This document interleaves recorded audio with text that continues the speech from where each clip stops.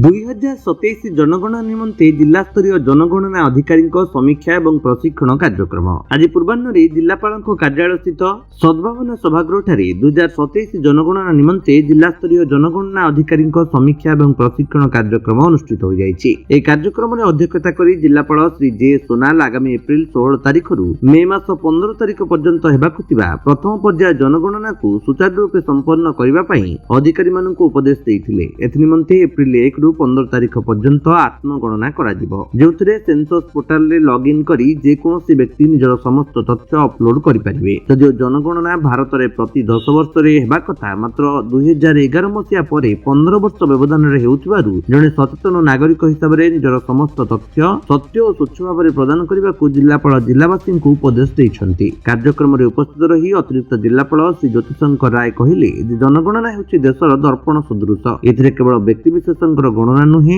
बरं प्रत्येक परिवार आर्थिक सामाजिक अवस्थार संपूर्ण विवरणी एथिरे जनगणनाकारी माने प्रत्येक घर घर बुली समस्त विषयर सठिक विवरणी पचारिबे। घरर मुरबी तांकर जाति लिंग बयस ठारू आरंभ करी घरर स्टाटस पक्का घर कि कच्चा घर एपरि 33 कोटी प्रश्न पचारिबे। तेणु समस्ते निजर सठिक तथ्य प्रदान करबा उचित बोली से कहिथिले। राज्य जनगणना निर्देशालयरू additional director Shrimati Milita Dutta training officer भाव जोग देई आगामी जनगणना को सुचारू रूपे संपन्न करबा पई प्रशिक्षण दैथिले। आगामी दिन में एथिपाई नियुक्त मास्टर ट्रेनर मानकर राज्यस्तरीय प्रशिक्षण पर जिला स्तरीय नियोजित अधिकारी मानक प्रशिक्षण कराजिबो। समग्र राज्य में प्राय 1 लाख जनगणनाकारी ए कार्य संपादन करिवे। आज प्रशिक्षण कार्यक्रम में उपजिल्लापाल श्रीयुक्त प्रशांत कुमार तराई समस्त बीडीओ तहसीलदार निर्वाही अधिकारी जिला स्तरीय अधिकारी तथा अतिरिक्त तहसीलदार माने जोग देई आलोचना रे अंशग्रहण करथिले। समस्त जिलावासी को मो नमस्कार। मुझे आपको गोटे बहुत गुरुत्वपूर्ण सूचना देवाक चाहूँगी। आमर एप्रिल 1 2026 रु एप्रिल 15 2026 आमर जो आसंता सेंसस होगा जाऊँगी तार सेल्फ एनुमरेशन शुरू होगा जाऊँगी।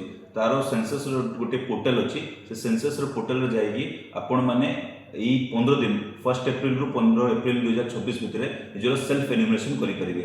यहीटा गोटे मैंडेटरी प्रोविजन ना, ये गोटे ऑप्शनल प्रोविजन अच्छी। आपड़ यहाँ फिलअप करेंगे निजर सठिक तथ्य दे पारे।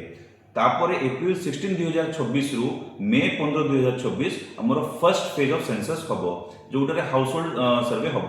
तो जो मैंने फर्स्ट फेज सेल्फ एनुमरेशन करते से मैंने भी यहाँ पुणी वेरीफाई करेंगे और जो मैंने एनुमरेशन कर भी से डेटा दे पारे। तो 33टा क्वेश्चन 33टा क्वेश्चन पचार से 33 क्वेश्चन रू आपन को प्रश्नर आम समस्त को अनुरोध करवा कि आपन टिके सठिक उत्तर देले से सठिक भाव में सेंसस रो डेटा फिलअप करेंगे।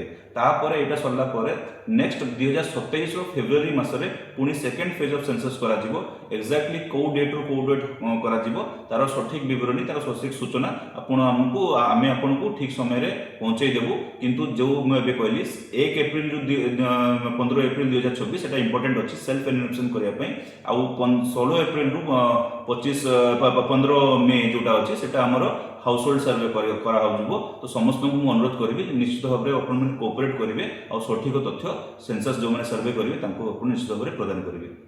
जगतसिंहपुर राकेश कुमार राय रिपोर्ट विश्व विजयी न्यूज ओडिशा।